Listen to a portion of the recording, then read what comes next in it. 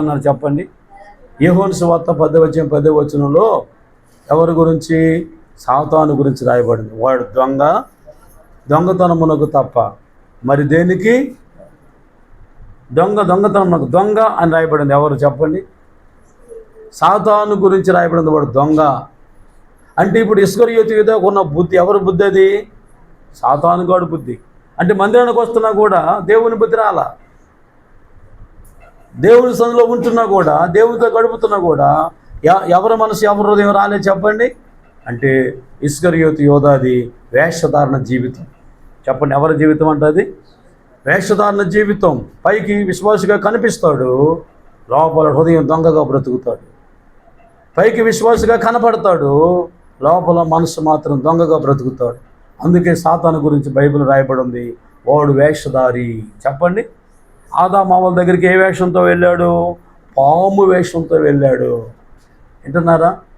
పాములోకి వెళ్ళి వాడు వెళ్ళాడు. అందుకే ఆ దెబ్బతో పాము కూడా ఏం చేయబడింది? శపించబడింది. అప్పుడు అంతకుముందు కాలంలో పాముకి కాళ్ళు ఉండేయంట. కాళ్ళుతో బల్లిలాగా తొండలాగా అలా నడిచేదంట. ఎప్పుడైతే ఆ శాపం దేవుడు దానికి పెట్టాడో ఒక మాట అన్నాడు, ఆదాము వల్ల మోసగిచ్చావు కాబట్టి ఇక నుంచి నువ్వు నీ పొట్టతోటే ఆకాలి. ఆ దెబ్బతో వాడుకున్న కాళ్ళు ఏమైపోయినాయి? ఇక నువ్వు మట్టే తినాలి.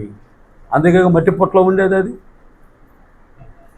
నేను జూ పార్క్ పోతే ఇంతంతలో పావును. ఏందంటే చెప్పరేంది? ఏందంటే అయ్యి దేవుడు చెప్పాడు, నువ్వు మొన్నే పొట్టతోనే.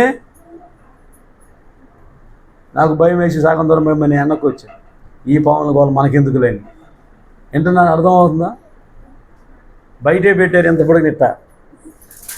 అమ్మ ఇది మంద కాదు, ఇది చాలా ప్రమాదకరమైంది, పొగులు చుట్టూ రేత్రికల్లా వస్తాయని ఇంకేం చేసి వెనక్కి వచ్చేసి. ఈరోజు వాక్యంలో వాడు వేషం వేస్తాడు. ఎవరు చెప్పండి? అపవాది అత్త రూపంలో వేషం వేస్తాడు, మామ రూపంలో వేషం వేస్తాడు, భర్త రూపంలో వేషం వేస్తాడు. ఇంకా చెప్పమంటారా? పక్కనున్న విశ్వాస రూపంలో కూడా వేషం వేస్తాడు.